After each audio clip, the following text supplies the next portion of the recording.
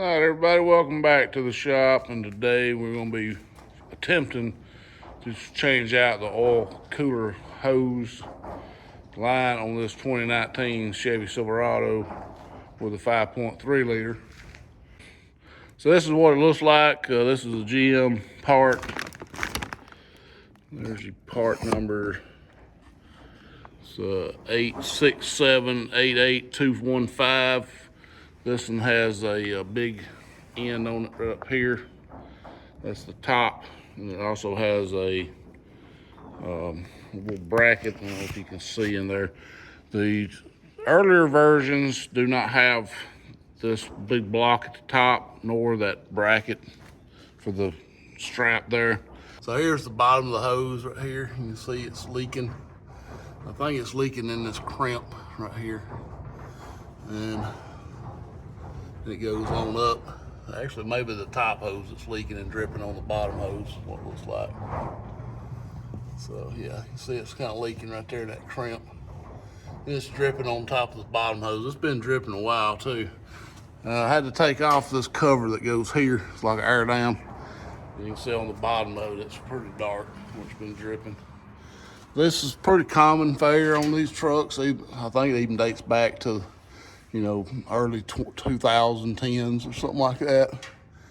So we're gonna have to, I think we have to take this other pan off as well to get to the side there. So there's 2 more bolts. We'll take this other skid plate off. We can see there's another bracket right here on the side, but I think this just clips into that. This one stays on the motor. And then it comes back here to the oil cooler. We got a little bit of insulation here. I think this line here we've got to connect back up to it. And then I think he's, let's see. Looks like just these 2 screws right here is the only thing really holding it on. So I think once we get it off, we can get it down and get that off. I think it's just a plug, but we'll look at the new one. I think first thing we're gonna do is take it loose from the radiator. Then we'll get down here and try to snake it out. I've already kind of got started. I decided I would start filming, but first thing I did, the only thing I've done, is I've disconnected the ground strap back here. It's a 10 millimeter nut. You loosen up, take the cable off the battery. All right, the second thing we're gonna do is we're gonna pull, well, really, we don't even have to pull this out, but we do have to remove this. So this is gonna be the next thing. I'm gonna try to find my tripod to set you up, and we'll get this fuse block out of here. All right, hopefully y'all can see. So we gotta get this off. This is just gonna take it. Both sides got this kind of clip, push in, pull up. This is both sides.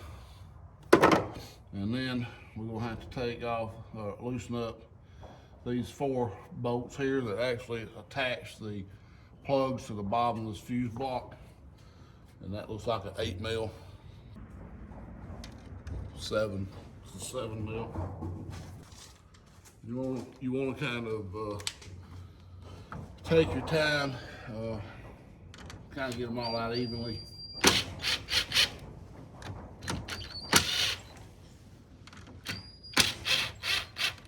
You can see these little indicators right here.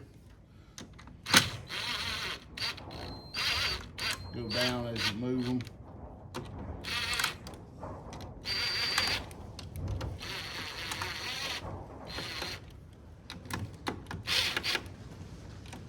Make sure we got them all completely out like we do. And we're gonna just kind of have to prise up.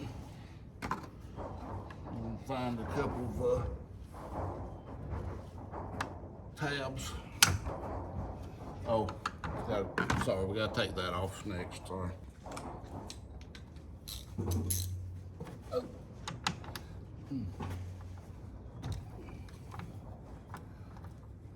This is the power cable.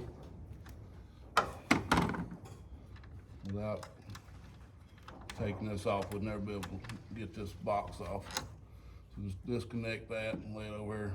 You can put this back on here so you don't lose it. Now, we're gonna kind of put some tension on that. Try not to break anything. We can have it.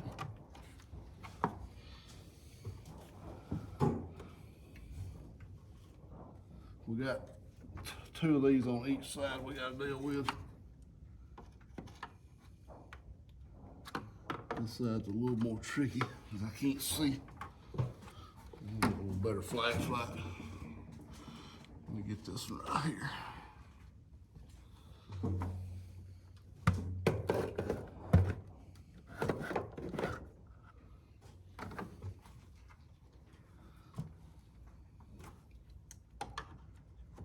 This one's not really that bad. You'll see the tabs there.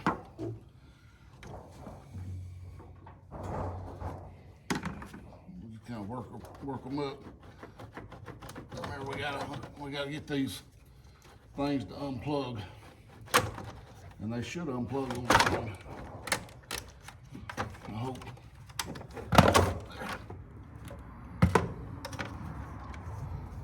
That's what it's gonna look like. I'm gonna set this back. We're gonna need to take these out because we got to get this off. So they just kind of lay out the way.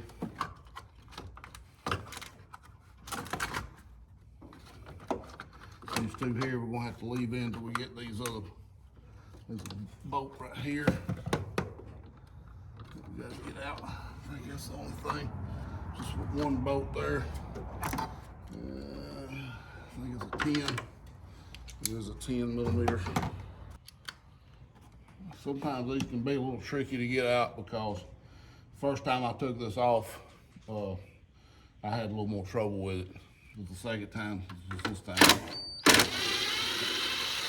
it wasn't quite as bad. So just be careful when you're getting this off, and these should just pull straight out. Make sure I get them all.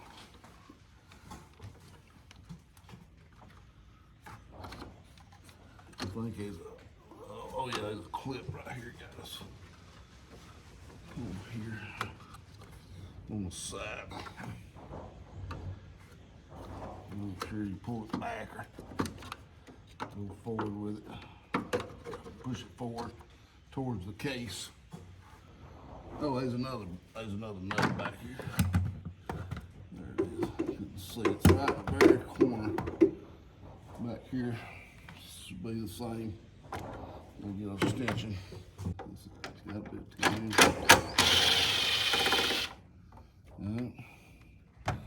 Now what you can do is get a magnet and fish those out. That way you don't accidentally drop them, especially this one. So that's what that looks like. Try not to lose them. Stick in my pocket. This one's gonna be exactly the same. So try not to lose neither one of those. And then now we should be able to just pull this joker out.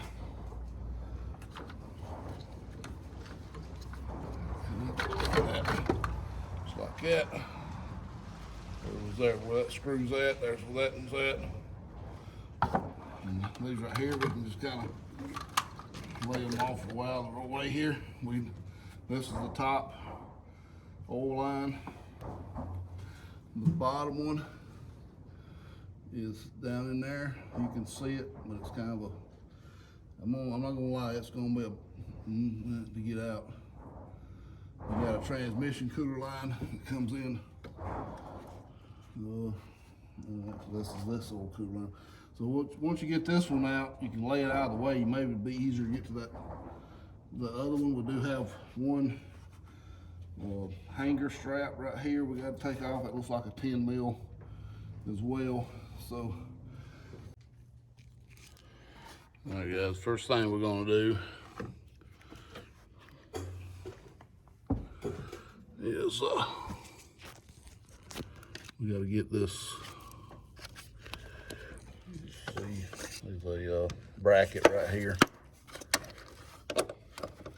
10mm. I'm gonna get this out here. So I've got this bracket off. So the next thing we gotta do is try to remove this top piece right here. What we're gonna do is we're gonna slide this little cover back.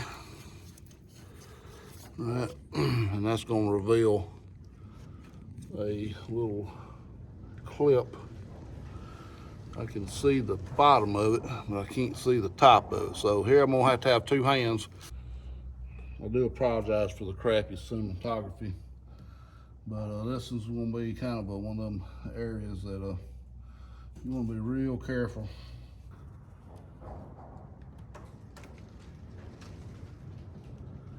Got that one loose. Right. Show you what we got dealing with right here.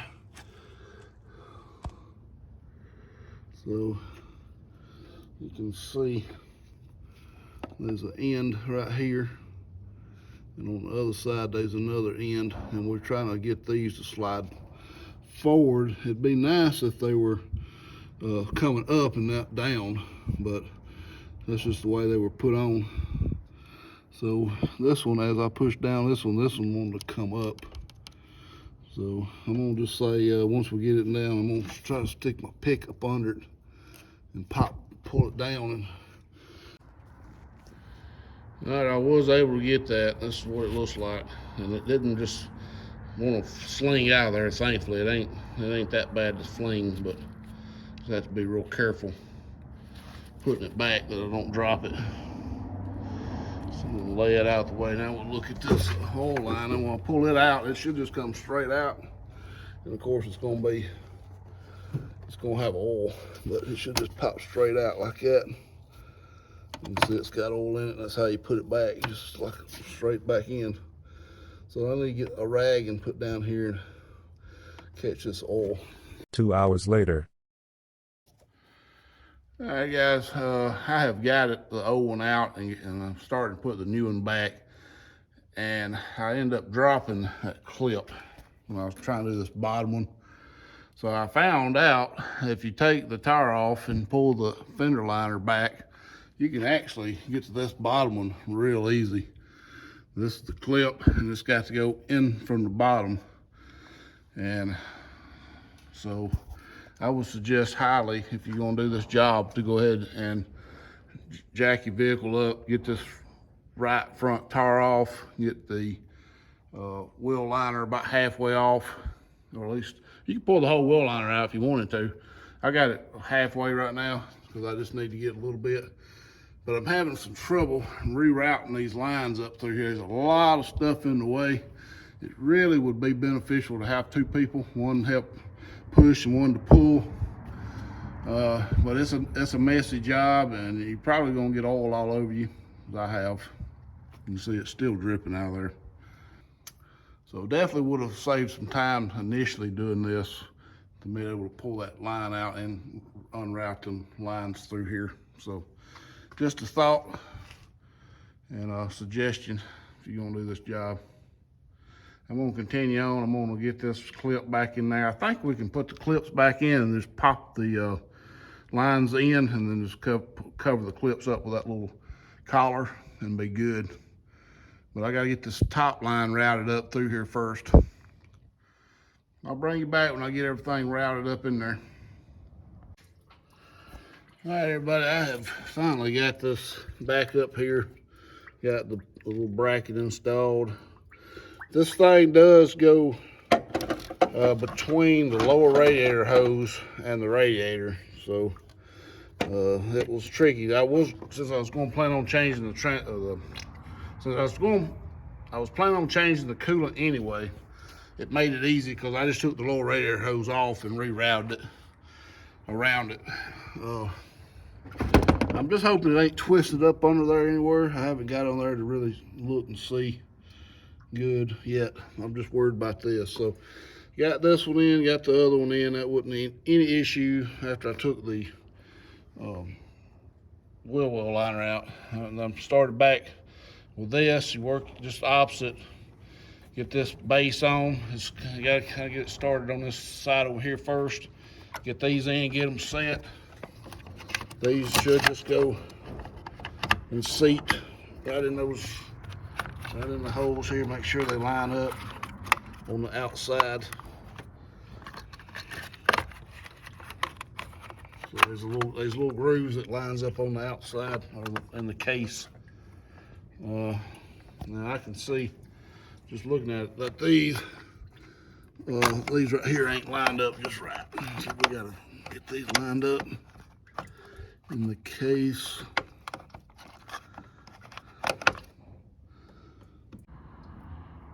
Okay, so if you was very astute at seeing what I did, y'all have been hollering, hey, you got these terminals on wrong. So I had these two swapped. And that's, I had a little bit of trouble getting the box on to start with, and that's why these were swapped up. And once I took everything back apart, everything went back together real easy. But you see these notches, you can only really go one way. That's notches on the opposite side of this one. So that's what brought my attention was, hey, that notch is not in the right spot. So with all four of them in there, that's what they should look like. Now we're just gonna set the breaker box back on top, real easy and gentle. It should look like this on the bottom. It should sit right back easy and gentle. And I'm gonna need 2 hands to do it. All right, got them all snug down. You can see how far those stick out. Now I didn't snug them all the way down with my wrench I used. Once I got them pretty close, I went to hand tighten. You will feel it when it snugs down. And you need to get it clipped in before they even start connecting. So I had to push down to clip it in good. And now I got to put this cable back on, put my cover back on. It should be good on this end. I took this air housing off so I could reach down in there to kind of help route the lines. It didn't really help, but it did help me see better. That we'll just go back on, and it's got a couple clamps. And on this part here, it's supposed to go 9 degrees and slide up, but I already broke the clip off of it a while back working on it. I didn't realize it's supposed to do that, so mine just slides on now. And once I get all that done, we'll get the finish draining the coolant. I'll get that all cleaned up, and we should be good to go. We'll check for leaks, of course.